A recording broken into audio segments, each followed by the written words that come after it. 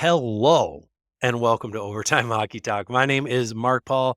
Justin Baker, as always, along for the ride here at Overtime Hockey Talk. Justin, what's up? Good. It's Friday. I'm feeling good. Weekend's Yes. here. What's up with you? What is up with me? Not a whole lot, just living the dream. And my daughter's fourth birthday party her fourth birthday is upon us, which means 3 birthday parties. Dude. So we have a family birthday party Sunday, like local neighborhoody friends party on Monday. And we're like doing a whole day thing. Katie took the day off, all that. And then Thursday, we're going to Great Wolf Lodge. Nice. Very nice. And another one of our friends, it's his birthday too, like an adult. Oh, So I yeah. was like, dude, you get to go to Great Wolf Lodge for your birthday. It's pretty. Yeah, the wife's birthday's on Tuesday. We're Oh, doing the family dinner thing on Tuesday, of course. But then I'm taking her out for a little brunch thing on Sundays. We're not doing nice. anything crazy, but When you're an adult, you don't get 3 birthday parties. Maybe 1.5, but although I wish I could go to the Great Wolf Lodge thing though. That yeah, I freaking sounds know. amazing. Next year. We go every year for her birthday. That's like what we do now. Do We you? went Okay. last year. We won't go this year. Next year, your son will be right there. He'll be Yeah. like 18 months. No, older than that, right? No, he'll be almost 20, 22 months. Yeah, Yeah. okay. So he'll be like basically 2. So that's the perfect time. Dude. It's magical there. It's fun. Uh, yep, that's what I'm up to. Lots of birthday Okay. things. This is But not a promo, by the way, for Great Wolf Lodge for no, anybody no. wondering. Although it is very fun, and you can get $99 a night Groupons, which is ridiculous because Okay. a lot of times to go, if you weren't even staying there in a hotel, it's more expensive than $99 for your little family. So We should have them sponsor the show next year. I'll give them a call. But on today's show, if you missed us previewing what do we do? The Central Division. There's 2 parts to it. Go back, listen to those. And today we're going to do the Metropolitan Division. We'll see how much we get through, and there will probably be a second part because I don't see us getting through 8 teams in the next 45 minutes. We're gonna do some damage though. We're just gonna start. I was thinking about it. I figured we start with the Columbus Blue Jackets Oh, because they are definitely the most. I know it's starting basically 2 shows off in a row talking about absolutely like the biggest tragedy probably of our lifetime from a like the hockey world perspective. Like nothing, I can't remember anything like this happening in my lifetime where like I was old enough to understand what was going on. And I know a lot of people would say, what was it? Pelle Lindgren on the Calgary the Flames, goaltender the with the goaltender, yeah, fireworks. Mhm. which is also terrible. But in terms of like how the superstar power, how good he was, what happened, how sudden the whole thing just makes it incredibly tragic. And so I think starting off with the Blue Jackets is the right move because also, I mean, from a purely hockey standpoint, losing a player like Johnny Gaudreau is a massive blast to like even if this was just they traded Johnny Gaudreau for a draft pick, this would still be a big hole in their locker room. Now, obviously, it's far more sad than that, and there's some more repercussions than just like, hey, we traded him, but he's not going to be there. And so, from a hockey standpoint, and I think at some point we just have to start talking about it from a hockey standpoint a little bit. Johnny Gaudreau's not there, and then there's other players that won't be back as well. I think let's start with the Blue Jackets, and then we'll scoot our way through the rest of the Metro. You look at the addition subtraction part of this, and when I immediately thought of Johnny Gaudreau, my heart almost went out. Obviously, the friends, family, the team, but a guy like Sean Monahan, to me, I have to feel for this year because he specifically came. We know the history, the chemistry he had with Johnny Gaudreau, and what does this do to a player like that? You specifically go to this franchise to center to play with I imagine one of your better friends, and now it's suddenly not going to happen, right? I mean, it's like the wind's taken from underneath your sails. You're a little bit, deflated. So And it's no one's fault, right, except for the asshole that drunk. is like Sean Monahan he signed here. He's staying. It's not like he can go, I thought my friend was going to be here, so therefore I'm going to leave. He's, I don't want to say stuck there. My guess is that, yes, that was a perk, but there's no way that was the only reason that he went to No, Columbus. no, no. Yeah, of course. I'm sure that Columbus was probably one of the few teams to offer him this kind of term because we've seen the history with injuries and the contracts he's had to go through with Montreal. I'm glad this worked out for him. I think he deserves it. He played spectacular. He fit in like a glove with Winnipeg. I'm actually shocked he didn't sign with them or they tried to keep him. Um, Honestly, my guess is that he may have. Had this happened in May, I wonder if we're not talking about something different. sure. No, I don't absolutely. know. I don't know. Because the fit was really great there. But hey, if your best friend's going, hey, come to this great city and let's play together again, that's a pretty big pull too. But unfortunately, that is no longer the case. But yeah, when you consider that that offense loses Line and Goudreau in one off season, and frankly, they just didn't really have the time to replace either one of those guys. Uh, and not that Line brings back some, but not necessarily a ton for the short term. But losing those two guys in your top six, the intriguing thing for me with the Blue Jackets is now who gets to step in and who steps up and makes a play. Because let's face it, even with those two guys in the lineup last year, they were still offensively awful. Like three players, Gaudreau, Werenski, and Kirill Marchenko were the only players to have more than 40 points. And the only two guys with 20 goals or more were Marchenko and Boone Jenner. Right. This is not an offensively inept team, positive team. This is an inept team when it came to offense. Anyways, I'm wondering, like, where are they going to get their goals from? Yeah. Yeah. It's concerning, right? And you look at literally anybody, you look at this entire team, and again, I stress it every time I say it, but plus minus, right? I don't read into it too much, but you talk about goals, that productivity. Nobody on this team had a plus minus over 0 who played over 20 games. So that tells you right there, right? They're obviously having a lot more issues 5-on-5 when it comes to goals scored for goals against. And so, yeah, that's the big concern, right? Between Gaudreau and Line, you lose probably your two biggest producers. And so you At have to least your think, two biggest threats. so now Those you have guys to, were you can yes, did Goudreau have a great season there? No. But was he still a threat? He's still probably the most talented player on that team.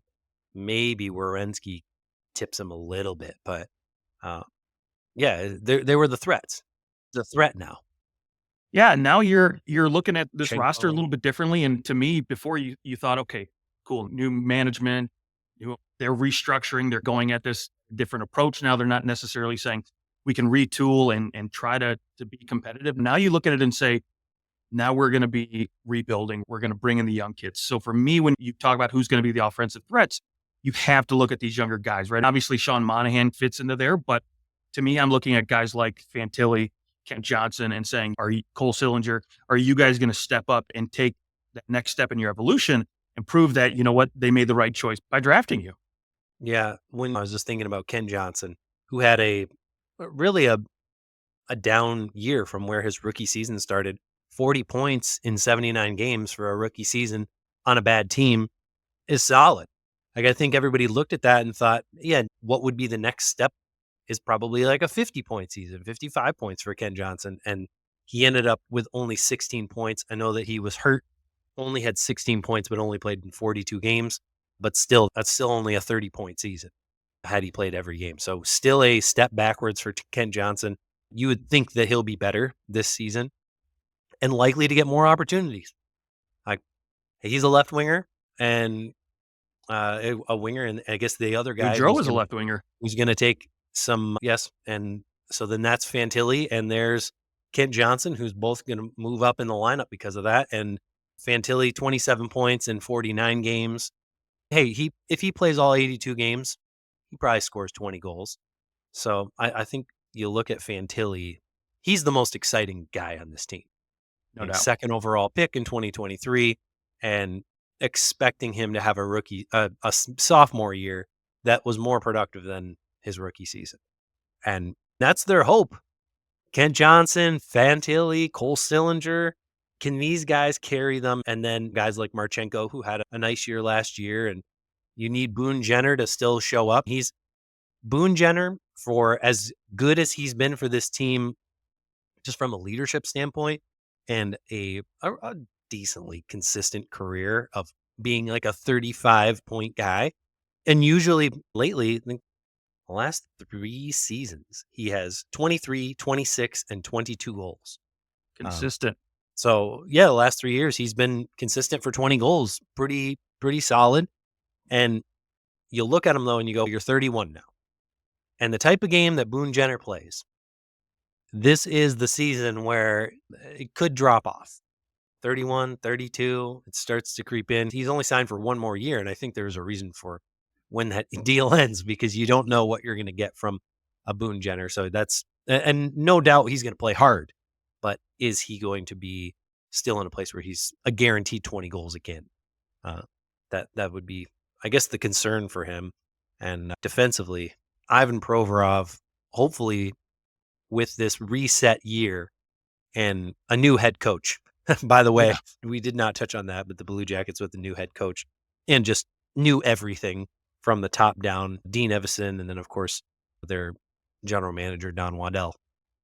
Oh, I think it'll make a difference for some guys.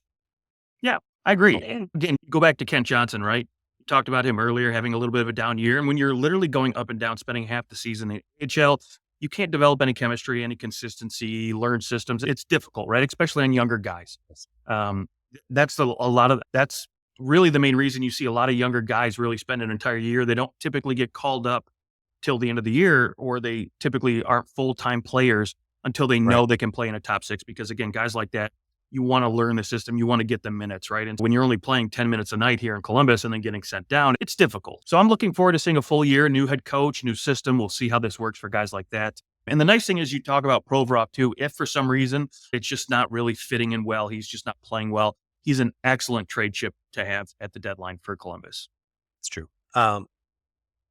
When you look at the Blue Jackets off season and leading into the regular season last year, we were talking about Mike Babcock getting fired with about 17 seconds before the season started.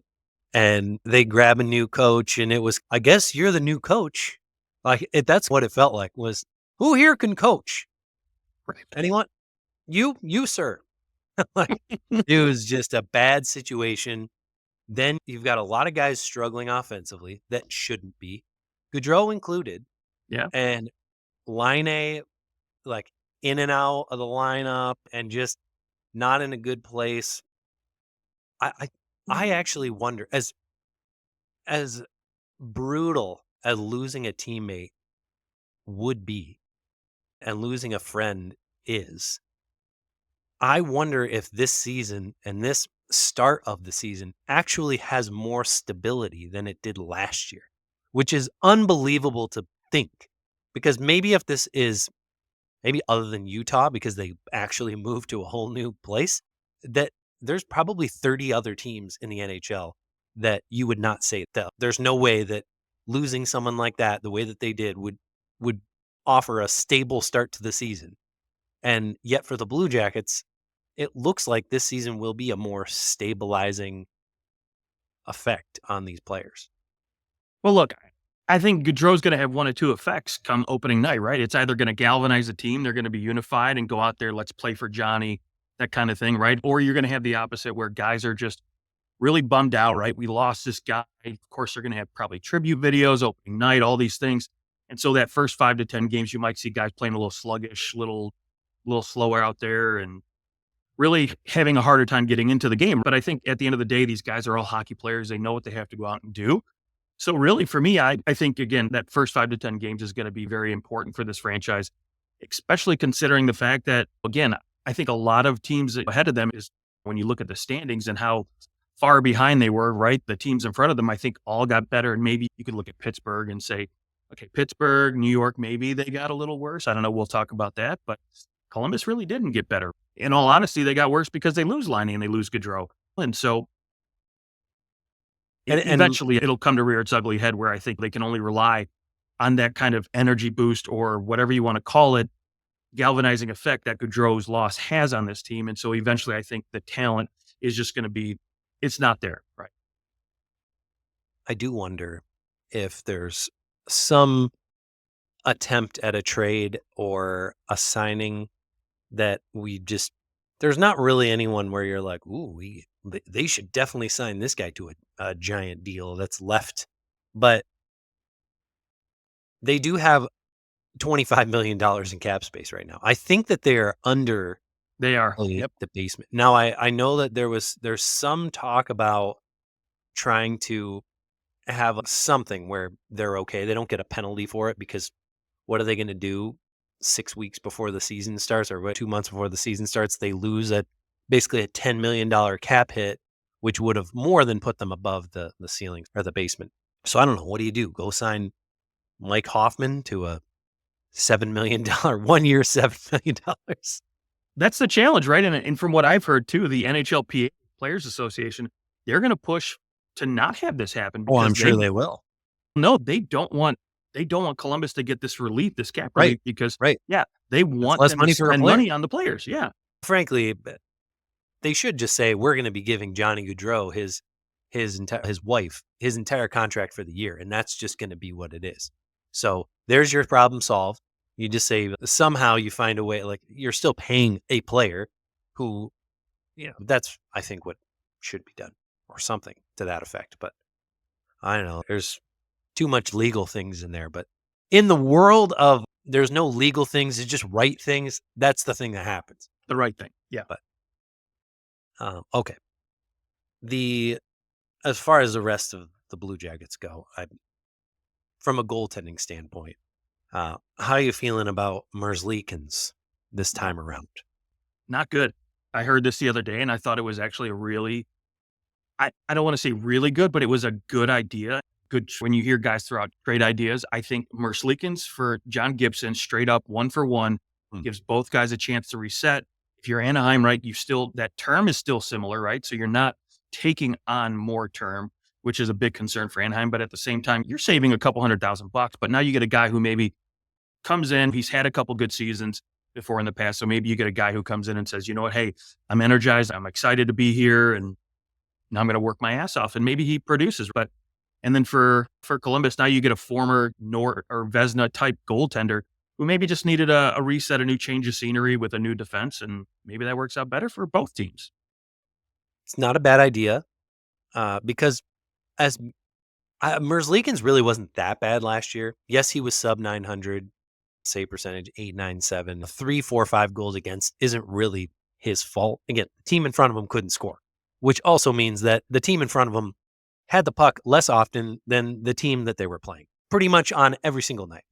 Yeah. And their team did not win very many games, last in the division. What do you think's going to happen to an average goalie? I'm willing to put Merzlikins into the average goalie pocket. Like, is he great? Absolutely not. Does he have a good game every now and then? Of course. I think he's good enough to be fine. I think that he would be the equivalent of Ilya Samsonov. He could do Oh, something. Put him on a good team, and he'll play well.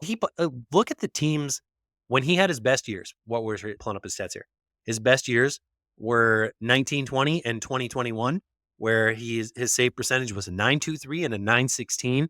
Even the year after that, he played 59 games, so he played basically double the amount of games that he had played the years prior. A 907 save percentage on a not great team. But he was good when his team in front of him played really tough defense. There's your John Tortorella teams. They played really well defensively in front of him. And look at that. Even when he was like the pure number one, a 907 save percentage, right now that's average. Like, keep me above 905 and you're pretty much average now.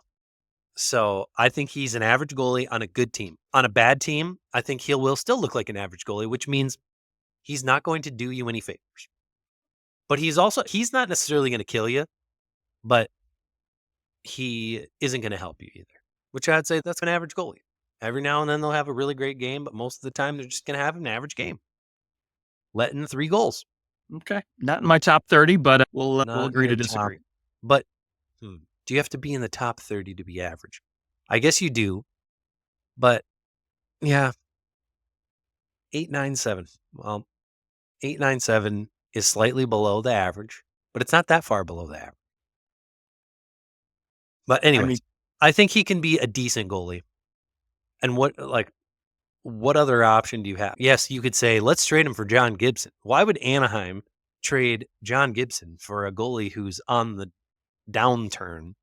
I think that if somebody's going to trade for him, you're going to have to give a first-round pickup if you're Columbus. Like a first-round pick and Merzlikins for John Gibson, I think now you're talking. But does Columbus want to give up a first-round pick? No. Not unless it's top 10 protected for the next 2 years. But anyways, so the Blue Jackets, I think it's fair to say that this team is likely to finish in a similar position. However, my hope, in my opinion, my hope is that by the end of this season, there's more optimism and more hope around this team because, now we're seeing Fantilli. We've seen some highlights and we're seeing some players mesh together. Maybe some lines find their way. And the Blue Jackets look like, they have a future. And right now, it's just really hard to see past the present, which is just it's really sad. But I hope by the end of the year, we're not looking at their season going, wow, the whole, this defined their season. I hope that their season is defined by how well these guys play together and band together. And I don't think they're going to surprise anyone on the standings, but I hope that they surprise people from, what they find out about themselves by the end of the year. Yeah, no, I agree. I think for me, it's all about the youngsters, right? I want to see them improve, take next steps. And I think that's more than possible, especially, again, going back to Gaudreau and Line being gone now, there's more ice time available to them. And so I think we will see those improvements, especially from Johnson and Fantilli in particular. But for me, again, we do this every single team. I'm just going to say it right now. Columbus is going to finish dead last in this division. Do they finish as bad as they did last year point-wise? They'll be close, but I think they could look better Oh, losing than they did last year, if that that's makes fair. sense. They had 66 points, which was good for last place in the Eastern Conference, and what they were fourth last in the NHL. It won't be too far behind. They could be worse, to be honest. They could be worse. Could. This could be a 53, 55-point team. Yeah. But Young guys could make it exciting, though, where you I can s watch. that's what you Mhm. hope, that there's some excitement around their younger players, which they have a lot of. And hopefully they're not flipping guys back to the minors, then bringing them back up and then sending them back. And just that's what this management and new coaching staff needs to do, is provide stability. More than anything, there may be no other team in the league that needs stability more than the Columbus Blue Jackets. I hope they find it. Okay, let's go to your pick. Who's next? Well, why don't we just oh gosh, I thought we were gonna go alphabetical, but you know what? Let's No, we already didn't. We didn't start with the Carolina Hurricanes. I know. Oh gosh, that's why you're throwing me for a loop. You know what? I wanna actually talk about because this is PLD is gonna be a topic of conversation, I feel like the entire season for me. So let's talk about Washington. Okay, the Washington Capitals. Well, let's start with PLD. Where do you think he fits in this lineup? Well, I'm just going to come out and say I think they probably have him penciled in as the second line center behind Dylan Strome because I think last year Dylan Strome he fit in very well with Ovechkin. I think they had very good chemistry for most of the season. And assuming both those guys stay healthy, I don't see any reason why you break that pairing up right now. And especially too, I feel like PLD's put himself in a situation where he has a lot of a bad rep, let's just put it that way. And so you're going to give this guy a little bit more sheltered minutes and find him opportunities maybe on PP1, second line center spot, where he's going to have opportunities to play with talented guys, maybe like a Connor McMichael, Tom Wilson. But yet he doesn't have to go out there every night and be the guy for this team where I think all eyes are going to be on Ovechkin in that record. Can he score the goals? Can he get there right before the end of the year? That to me is going to be the storyline. PLD for me, I think probably slots in at the number 2 center spot. And unfortunately, too, because again, we talked about Ovechkin being on that second line, there's not much in terms of support on the wing for him. So he's almost going to have to carry that because I don't know where TJ Well, Oshie is. Andrew Mangiapane, 3 seasons ago, 35 goals, Sure. 55 points. Not a bad year at all. In that year, that was the year that he was that the year that he, yes, that was the year that Kachuk and Gaudreau both had 100 points. Right. And he obviously was benefiting from everybody going, forget the rest of the team, just put all our energy into that line. And 35 goals. It seems to be an outlier because he's 17, 18, 35, 17, 14. So it seems as though 35 is probably unlikely for Mangiapane. But hey, you put him in a little bit a sheltered spot there on the second line, playing with PLD and two guys who, in some ways, are now PLD is a different type of reclamation project because literally nobody likes him wherever he goes. So it's oh, 1 second. Hold on. You want that mask? It's straight ahead in the little screw bin. Sorry, my wife is looking for a mask, like a respirator, Oh, handing a table that we got. Anyways, mm. back to Andrew Mangiapane. um, I think both of them are in this stage of trying to reclaim their career. Like after a 35 goal season, I mean, he signs a $5.8 million deal. He's a UFA at the end of the year. He's not getting a $5.8 million deal again, being the 40-point guy that he's been. So I would suspect that this is a big year for him. And hey, maybe we do see a 25 to 30 goal season out of him because you know what happens in a contract year. You're not wrong about that. He's in a contract year. I could see 40 to 50 points for this player. I really could, because PLD is still talented. He's still PLD, right? He's that guy that I think can potentially put up 60 points. And so that kind of support, I think these two guys could benefit from each other maybe a little bit, saying, hey, contract year, I'm not liked very well. There's going to be a lot of pressure on me. So let's go on. Let's go out and show him a little something. Yes, as far as the rest of the team goes, you already touched on Ovechkin and that top line.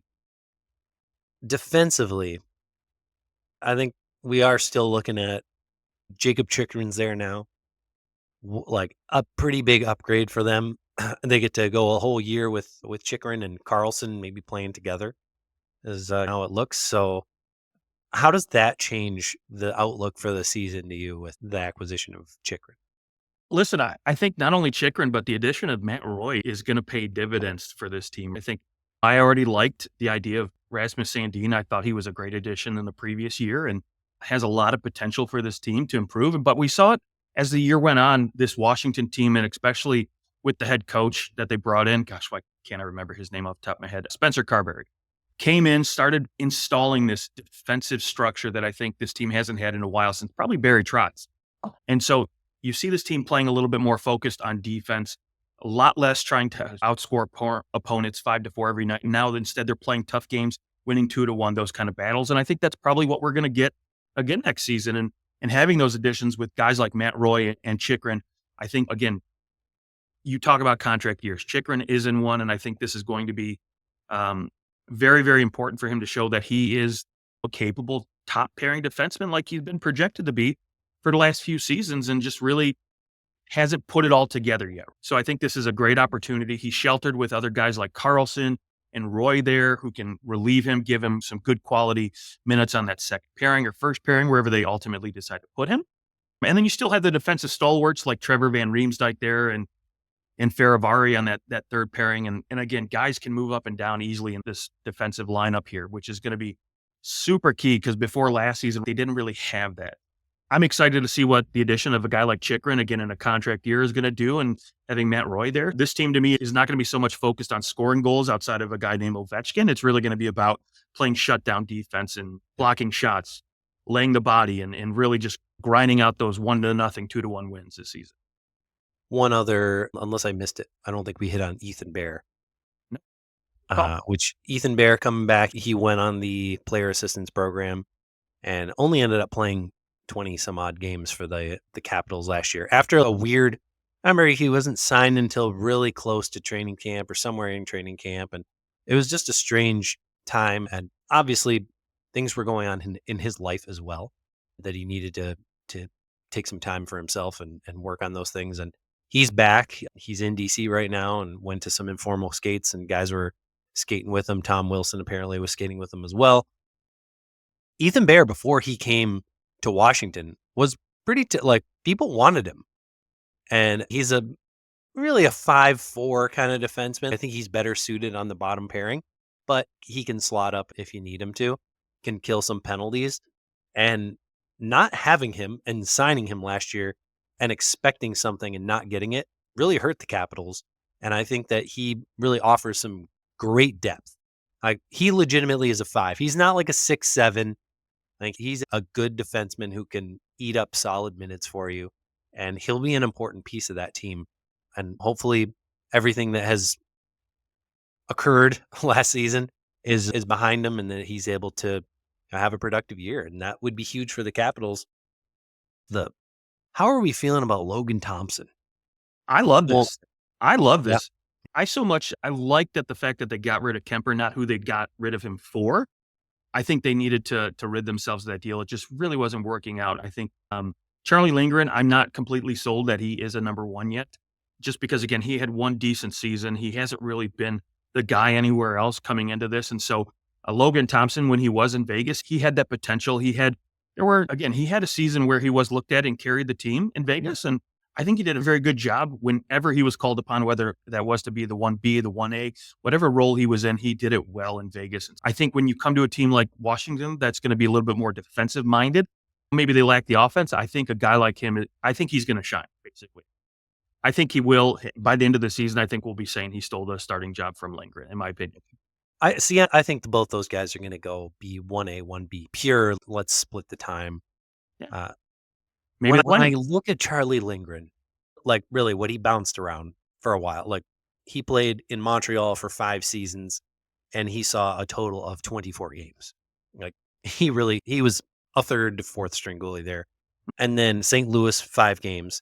And then he goes and plays 31 and 50 games for the Capitals. And he's 30 years old. He has a little bit of I'm not saying that he's all the way, a little bit of like a Tim Thomas light vibe to him. Yeah. Like really coming on strong late. He's already 30 years old and people are just finally going, yeah, this guy's all right. He's decent. And not that I'm saying he's going to go out and be Tim Thomas, but I think Charlie Lindgren he's 31 years or he's 30 years old, but he doesn't look and he doesn't have the time spent playing as a 30-year-old. It's not like he's been playing in the NHL for the last 9 years. Right. He's rare, like pretty fresh and hasn't been playing a ton. So I think he's got more life to him than what maybe other 30-year-old goalies might have. Sure. So that is something to consider with Charlie Lindgren. I think these two they'll be a 1B. And you may be right. Logan Thompson might take over the starting job if they go and make the playoffs, which they're a very bubbly team. Like had Philadelphia not completely overloaded their diaper, they would have made the playoffs, no problem. And Washington wouldn't even sniffed it. So I think that they won't make the playoffs this year, Well, let me despite rephrase what I say the about Logan Thompson too. When I say he's stealing the starting job, not because I think Charlie Lindgren's going to play bad. I just think Logan Thompson's going to play that much better in this system and with this defensive front and these guys in front of him. But I'm maybe if with they play that well, then they probably are in the playoffs. well, If you're right, they probably make the playoffs. listen. We've seen before where guys have played goalies have played very well. They played a very good defensive system, but you still got to score goals in this league, right? It is a goal scoring league now. Really That's the way the important. league's going. If they can't win a couple games by scoring 3 or 4 goals, I think this team can have trouble winning, right? You can still put up good numbers. We just talked about Columbus. Tarasoff did that in Columbus last year, but he still had a 3 point, I think, 4 goals against average doing so. So if they can't score in front of them, it's not going to matter if he puts up a 920 save percentage every night. So Very true.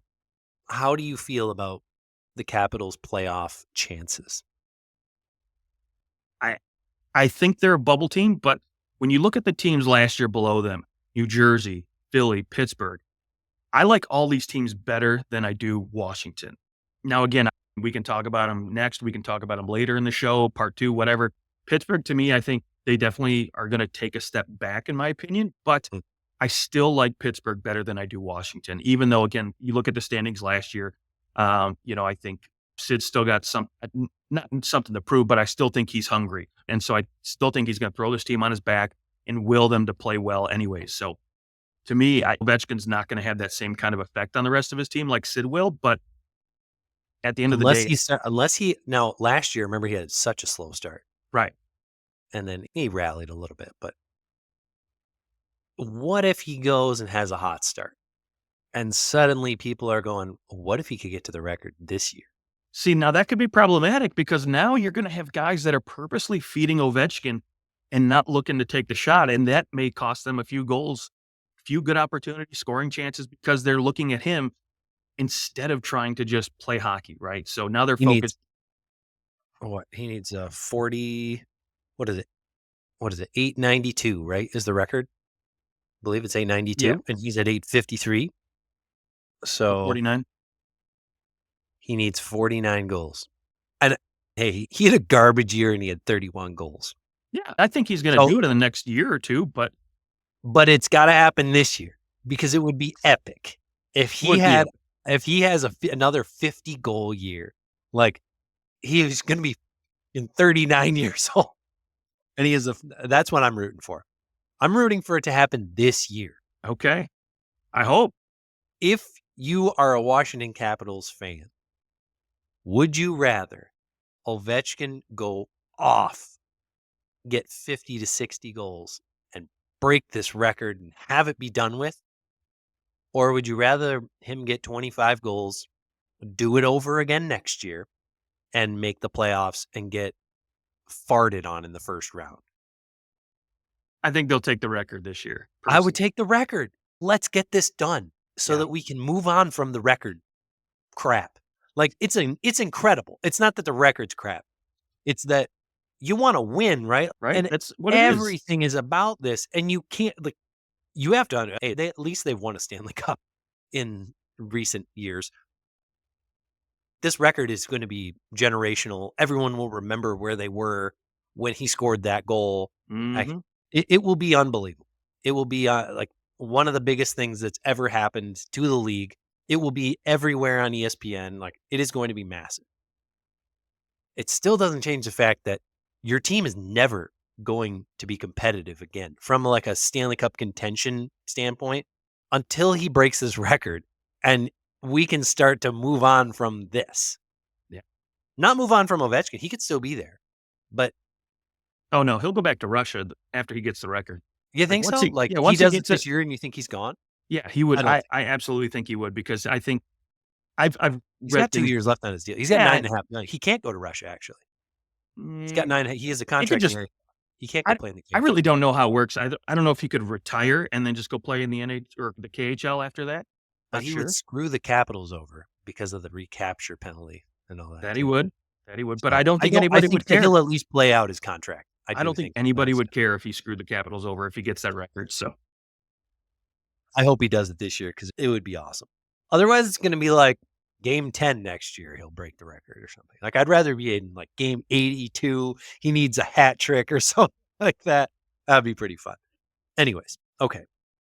So that's the Capitals. Let's move to one more team here before I got to get out of here. Should we do the Carolina Hurricanes? We'll go back to the alphabetical order. We'll knock out the first team in the alphabet, and that is the Carolina Hurricanes in the Metro. Carolina had basically the same year that they've been having every year for the last 5 or 6 years. Like they're good enough until they hit a team that is just better, and then they lose. and then they They lose. and they don't score goals in the playoffs. That they don't. And this offseason, they lost some pretty significant players. Obviously, we know I'll just say we know Jake Gensel, he leaves, but he was a trade deadline acquisition. I don't think there was any guarantees he'd stay. I'm sure they wished he would, but he leaves. Brady Shea, Brett Pesce. So they lose both those guys, That's big. which we all thought that one of them would sign with them, and now both of them left. Tuvo Teravainen goes back to Chicago. Kuznetsov goes to the KHL, yeah. And then Stefan Nosen joins Pesce in New Jersey. They do lose quite a bit. They do sign Sean Walker to replace one of those two defensemen and Shane Gossespierre, who did a really nice job in Detroit on the power play. I think it was unfortunate for Detroit that they couldn't re-sign him because he was really good. I know that you were disappointed in that. Yep. Hey, they bring in Jack Roslovic, William Carrier, and Tyson Jost, all three forwards who haven't scored a goal since 2011. So the team that struggles to score goals in the playoffs goes out Yeah. and brings in a bunch of guys who can't score goals in the playoffs or can't score goals anyways, and they lose top 10 goal scorer in the NHL, maybe like top 15, Jake Gensel. I would put him in. I'd probably put him in my top 15 or 20 players in the NHL Somewhere easily. in there. Mhm. How are we feeling about the Hurricanes? Oh, and Teravainen is like a 30 goal scorer pretty consistently, at least a 20 goal scorer. So, how do we feel about the Hurricanes this year? Listen, you can't count them out as long as Rod Brind'Amour's behind the bench, right? I mean, yes, I think they lost some incredible pieces, especially on the back end. To me, I think you're going to see Brett Pesce and Brady Shea. Those two losing them, I think, is going to have a lot bigger of an effect on this team than maybe losing a guy like Gensel, right? Don't get me wrong, Shane Gostisbehere, I loved him in Detroit. To me, he's not going to get PP one time. I think that's still Brett Burns' to lose. So he's probably going to be on that power play too. So the production might slip a little bit because again, Shane Gostisbehere is not a guy you want out there playing top 4 minutes defensively, right? He's going to be on your third pairing. He's going to come out and be a power play specialist. He is what he is. And I think that's why he worked in Detroit because they didn't have that. And they wanted to relieve Mo Seider a little bit from playing 30 minutes a game. You get Gostisbehere on that power play, and that's why he thrived a little bit in Detroit. And I think he took advantage of that little extra bit of ice time. Sean Walker, he is not an offensive player at all. He's a defensive defenseman. He does it well, but not as well as a guy like Brett Pesce did, right? Now you're replacing these guys with, I think, lesser type players. And what kind of effect is that going to have, right? You don't have guys that are used to the system. They're not used to Rod Brind'Amour's style of play. How well are these guys actually going to work out for the I, Carolina I will Hurricanes? say this. Perhaps the reason they felt that he would be a good fit with Rod Brind'Amour is because he was a good fit with John Tortorella in Philadelphia. Sure. I think there is some evidence to say that he does play well under somebody who is more of a tyrant from behind the bench. More structured. Yeah. Although players do love Brind'Amour, and some players do really love Tortorella too. Probably more so for what he does to their career than anything. But I think he's shown at least that he can play under a very structured coach. That's a better way to put it. A Yes, absolutely. structured coach. And here in Carolina too, he's going to have better forwards to play with as well too. No offense to guys in Philly, but they didn't have Andrei Svechnikov. They didn't have Sebastian Aho, Seth Jarvis. They didn't have these guys up there. Now, I still think their forward group is talented. Is it the best in the Metro? Absolutely not, in my opinion. But I think it's a talented group. I think they're gonna definitely still produce offensively. Probably just not as much as they did last year, right? They were pretty much what I think second in the division in terms of goals for. I think that's going to dip a little bit, and I think you're going to see other teams like New Jersey improve a little bit. So where they ultimately finish at the end of the year, are they still a top 3 team in this division? Probably. Carolina was second in the Metro, fourth in the Eastern Conference. So not too bad. So, and tied for eighth in the league with Vancouver, same amount of goals, 279. Yeah, it's not that I dislike the Hurricane. Like if I look at this roster, I go, hey, there's some really good pieces here. I know their system's going to be strong. I think for the most part, replacing Sean Walker, Brett Pesce, I think that there won't be a huge noticeable difference there. I am pretty surprised that they're willing to come back with the goaltending duo that they have. Kochetkov, he played well. He had some moments, but they keep going back to the Freddie Anderson train here, and it already seemed like he lost everyone's confidence last year. And the reason why was because they went, this keeps happening every year.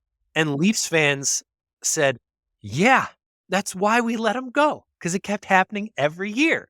And it just keeps happening. And I suppose maybe they shopped him. Maybe they looked around for something else and they weren't able to find anything better. But it just feels like that trust is gone. And how is it that a goalie is going to come back in there, gain your trust, almost like no matter what he does? Let's say he goes out and has an October and November with a 9.3 plus save percentage. Are you still not going to look at him and go, yeah, but just wait. He'll pull his groin in March. Like, it is what he does. That's correct. It is what he does. It is. Yeah. And I think that's why they went out and they've got Spencer Martin there too, but he's not a Freddie Anderson when he's healthy. So, and Spencer Martin is more of a reclamation project. You're hoping that you can turn him into what he was supposed to be. Sure. You never really found that place. Yeah. Sorry, Vancouver. But Yeah, I'm not sold on the goaltending. I think it'll be a fine tandem. It won't be great. It'll be good enough, I think, to get them through the regular season. And then come playoff time, like you said, I just too many question marks, right? Peter Kochenkov was supposed to be your guy, and you went right back to Freddie Anderson. I know Freddie Anderson had a decent regular season, but again, the injury thing just bugs me way too much, and I can't trust him. And Kochenkov's got to get in there and just grab the reins at some point and say, "This is my team now. Go f off." And so I'm hoping this year he does that for Freddie Anderson. Tells him to piss off, take your last year of your contract, and we'll see you So, later. But yeah, I it'll I don't be know. interesting. This is at the end of this year, Brent Burns and Orlov are both UFAs. Freddie Anderson's a UFA. This feels like this group, guys, you've got one more shot. Like, we can't keep doing Almost. this. And those would be pretty significant losses. Now, from a forward perspective, Aho, Svechnikov, Jarvis, Nietzsche, they're all signed. Kotkaniemi to an unfortunate lesser extent, and Jordan Stahl will still be around. But it just feels like at some point you have to look at this and go, we need to do something because we have a good team. And that is, I think, the reason why they brought in Eric Tulsky, new general manager, takes over for Don Waddell after he leaves for Columbus. And I I want to see what he can do. 'Cause didn't really get much of an offseason out of him Sure. and really lost more than he gained. And so I'd like to see what the supposed analytics expert now as a general manager is going to do to bring in some players who can produce for this team and produce come when it counts. Yeah, and So I really think this team's missing 2 things, right? They're missing a second line center because Kokit not doing it for me, and they still need somebody to score on the wings, right? So they thought they had that in Gensel. They were going to try to re-sign him, but it just didn't work out. And there was nobody really to go out and replace him because Marchessault and Stamkos got scooped up too quick for you to make a deal with your cheap ass owner. We won't get into that, but yes, yes. And the best part is they have $79,000 in cap space available. So I, that'll I will say this, right? Jesper Fast, I don't know where he's going to start. He might be on IR to start the season. William Carey, he's going to be a decent addition, but they've got a lot of middle six pieces here that teams aren't really going to go out and scream at the top of their heads to bring on board. And so a guy like Seth, Jordan Martinook could be a good addition to a team looking for a penalty killer sure, and somebody that can play that defensive role. but they still With need those guys on their third line, right? And so right, Carolina's going to hang on to him. But for me, you have to look at oh gosh, Seth Jarvis to carry the torch and make up that difference. I think what they're lacking, but at the end of the day, I think they still got their first rounders, they still got their second rounders. So I think at some point this season, sooner rather than later, don't wait till trade deadline. Go out and make a play for a second line center, and maybe you help spark some of these other guys like Marty Nicias and again Jesper which hey, Fast, whoever. Seth Jarvis's deal at 7.4 million. He had 67 points last year, 33 goals. He goes out and bumps up from that. He's going to make that deal look really nice.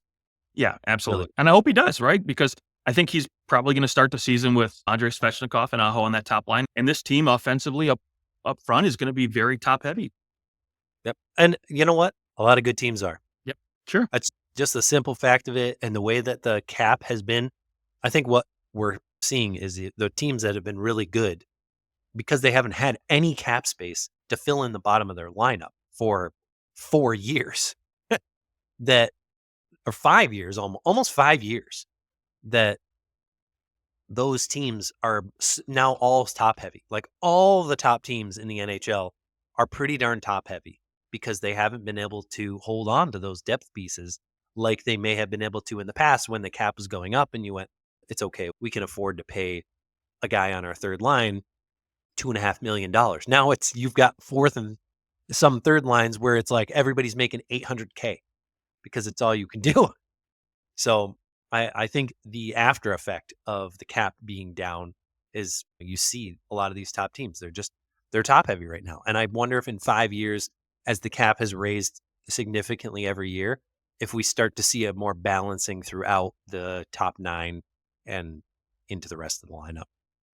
Yeah, that'd be nice. Not that the top players aren't going to make their big money. Draisaitl signs a huge $14 million deal. That means McDavid's getting 16, I would guess, at least. So you're still going to see the top players getting paid, but there will still be money available for the third, like for the lower guys in the lineup, because there'll actually be cap space increasing every year, That'd be nice. which is important. Amen. Amen, brother. Says the NHLPA. I just got a text. All right, we got through 3 teams. Good job. We'll reconvene and keep going on the Metro. Stay tuned, subscribe to the show, and that'll be our next show. We'll be finishing up the Metro, and we'll keep plugging away into the Pacific and then the Atlantic. Justin, I hope you have a great weekend. And to our listeners, thanks for being here. We'll talk to you guys later.